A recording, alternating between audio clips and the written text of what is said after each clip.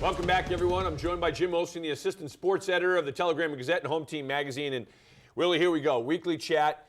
Now it's week 2 of the playoffs, so now we're down to the nitty-gritty, and now we're down to, in each division, you got 4 tough teams, you got 2 great matchups, and we can break them down. But I like this. I like when you get down to the Final Four. This is where it's sort of everything. The herd's been culled a little bit. You sort of know who the better teams are. I mean, obviously Division 5, the upsets happen. So right there you have putting us down. Jay Costa somewhere saying, "I told you so. Told you should be top 8," because those where the upsets happen. It makes it more exciting. We're now, if we just go down to divisions, Division 2. Rematch City. Right. Shrewsbury, Leominster right off the top. A rematch of a game a couple weeks ago. Leominster won that game pretty big. Now, the Leominster folks still talking about just how big the Shrewsbury line is and how physical they are. Now, obviously, you would think that that's the recipe. If you're going to beat Leominster, it's a ball control, clock-consuming offense. But you give Terry Wallace a second crack at a team and give him another chance to game plan. He's so good at that. But can they pull off the upset against arguably one of the top 3 or 4 teams in the entire state? Right. They're showing Leominster, we talked about last week, they're just showing they're just a little bit better than anybody else in Central Mass right now. Because, like we said, every week we talk about the team they're playing. Maybe they can do it. Maybe they can sort of keep, slow them down a little bit. They can't do it because Leominster is just so good. No matter what challenge, it's a speedy team like Doherty, they overcome it. A big team like Shrewsbury, they overcome that challenge too. Because Leominster is really good, they have some great athletes. But like you said, give Shrewsbury a second crack at them. It wasn't too long ago where they saw what the game was, so it's pretty fresh in their minds, and they know if they can fix some things that happen, maybe look at the film a little bit and see what they can correct. Maybe there's a different result, but then again, they still got to stop Leominster. And the other thing is the other side of the coin. I mean, there may be no better football mind all around than Dave Palazzi and what he has done. And remember the game against Doherty. They're down at the half. He game plans, and then they come out steamrolling in the second half. First week of the season, they beat St. John's. Next week, they're taking on Lowell, a team that's ranked 6th in the state. They come out and run the single wing and beat Lowell with a completely different look than they had the previous week. That's what I like about Leominster, because it's not like this is what we run, this is what you got to stop. They look at it and say, who are we playing this week? What offense can we run? What defense can we run that gives us the best chance to win? And that's what they game plan all week for. And that's why I think separates them from a lot of the other teams. They don't rely on a certain set of this is how we win. We're going to run counter and traps, and that's how we're going to beat you up. They'll throw the ball 100 times if they have to. Now looking at the other Division II matchup, Marlboro-St. John's, again, a rematch of a couple weeks ago.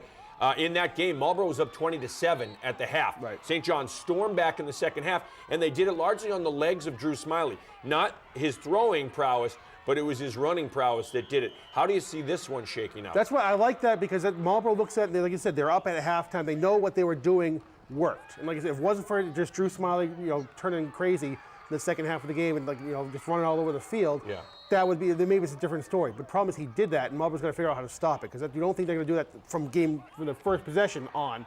It's just silly. So I think Marlboro knows that they were in the game. They can beat. It's a winnable game for them. So I think that's going to be a big mindset going to Marlboro. It's not like they're looking at it and saying, how are we going to beat this team? Right. They're confident.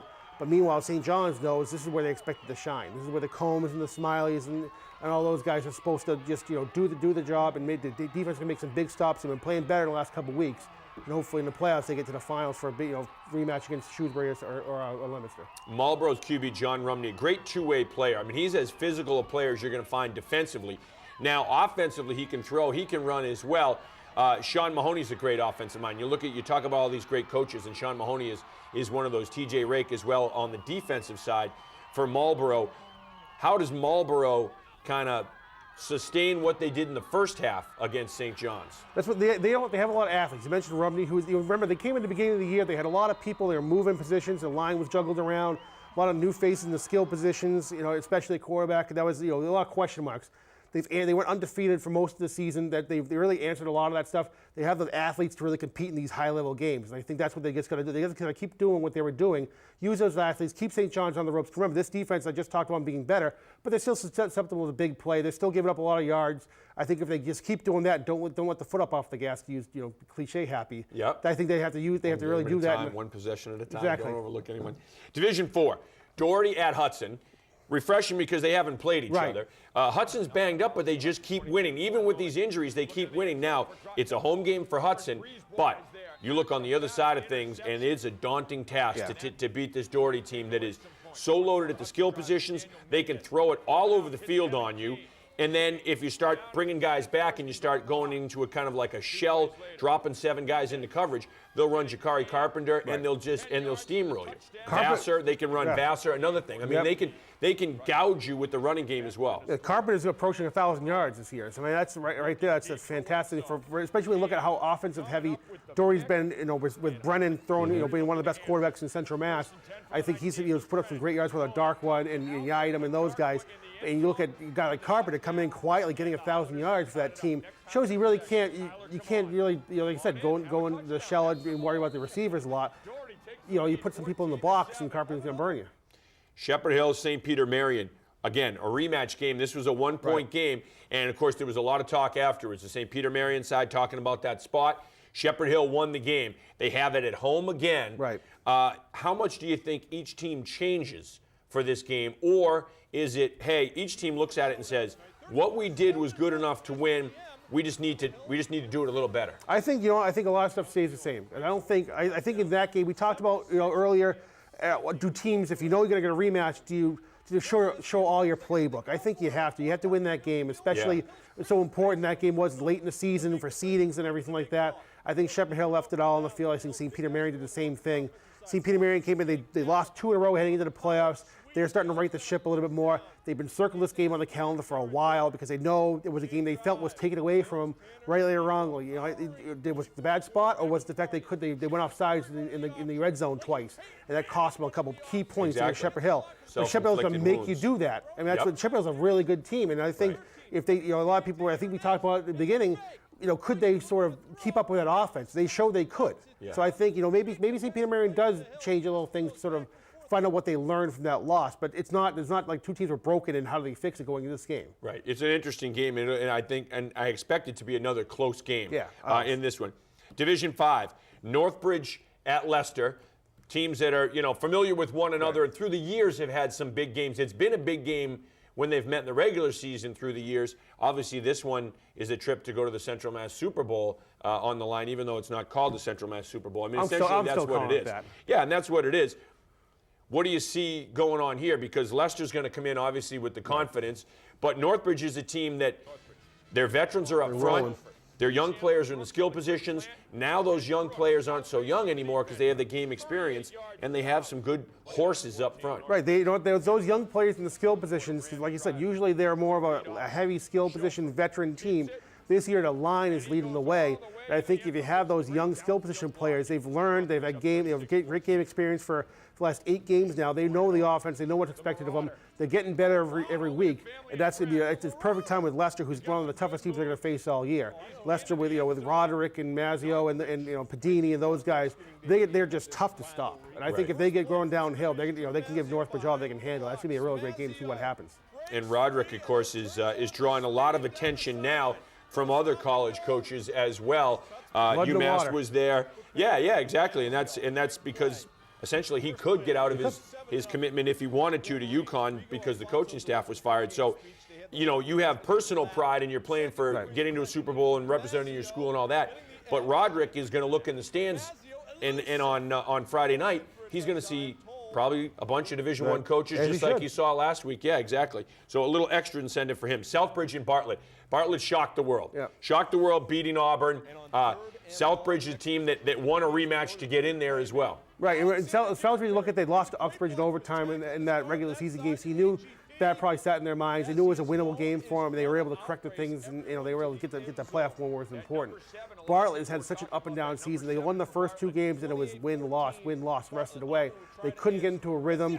AGP had sat out that Uxbridge game, and the regular season he came out on fire against Auburn. I can't remember the last time somebody put up that many yards against Auburn. In general, you don't do that, and I think that was really impressive for Bartlett to get that kind of statement game at the right time. Because obviously he's not going to sneak up on anybody anymore. But he came out and he was great when they needed him to be. I said all year I was high in Auburn because I don't care if they lost 21 out of 22 starters. Right. That coaching staff is going to have those similar to Northbridge. Give those guys 8 weeks to work with those guys, and come playoff time, I thought they'd be rolling over people. didn't happen. Northbridge, Bartlett rather punched him in the mouth early. Yeah. They ran over him, the rest of the way. I think that's going to be a big statement game for Bartlett going forward. And Bartlett's going to obviously have a lot of confidence having beaten Auburn, and it's a Thanksgiving Day rival. Right. Southbridge and Bartlett, one of the oldest Thanksgiving Day rivalries in Central Mass. So that has all kinds of little side things going on it. St. Bernard's and Littleton, Division 6 as we move into. Rematch game as well. In this one in the regular season, St. Bernard's came flying out of the gate, got up big, and Littleton just came roaring back. McLaughlin, so impressive. Right, and I had a coach tell me that he could not have been more impressed with him. And it was at that game, the St. Bernard's Littleton game, said this McLaughlin is one of the best I've seen in the last 15 years in Central Mass. That's what, everybody's talking about, the playoff system's flawed because you get so many rematches. I think it's a good thing. I haven't seen one rematch we've talked about that isn't well received. I think it's a great game to watch. Like you said, McLaughlin, that was a great game because they came out, they scored first, you got the onside kick, they scored again, they went up big on them early. You kind of thought, whoa, wait a minute, St. Bernard's has a match. They took that punch, those 3 punches, and they just sat back and said, all right, our turn. And they came back, they returned, they got back in the lead, they took the game away eventually. That was a really big game for Littleton that showed a lot of people that says no matter, down by 3 touchdowns early, that's tough for any team to come back from. I don't care if you're Leominster or St. Bernard's or Monty Tech. That's going to be just a great game to come back from and gives them a lot of confidence. On the other hand, St. Bernard's knows they can play with them. They're not scared going into Littleton. Right. Now, the other game in Division 6, West Boylston, Blackstone Valley Tech, 2 Super Bowl champions from a year ago. How do you see this one going? Because these are 2 teams that, again, come in rolling and have not seen each other, which I like. I like the fact that this is the first time they're meeting this year. This is a fresh game. 2 of the best programs the last 5 or 6 years. Just because they're perennial Super Bowl contenders. They're finally meeting. I think it's one I've been waiting to see because it's one of those 2 programs I really like to get overlooked a lot because they're in Division 6. But I think I've heard leaps and bounds. West Boylston was a great team last year. They're even better this year. Hayes and Thomas are really carrying the load offensively. And Hayes is a monster on the defensive side of the ball. I think that Waynard from Valley Tech is a fantastic player. Would play for anybody across the board, no matter what division you're in. I think that would be great to see because I think this is a big test for Valley Tech. I think that's they have such a great. There's a lot of statements on pride on the field for both these teams to show they belong in the conversation of the best teams in Central Mass. It should be a good one. All of them should be good ones in this playoff round down in the semifinals. All right, he's Jim Wilson. We're out of time. We're back with more of the Frenzy Extra right after this.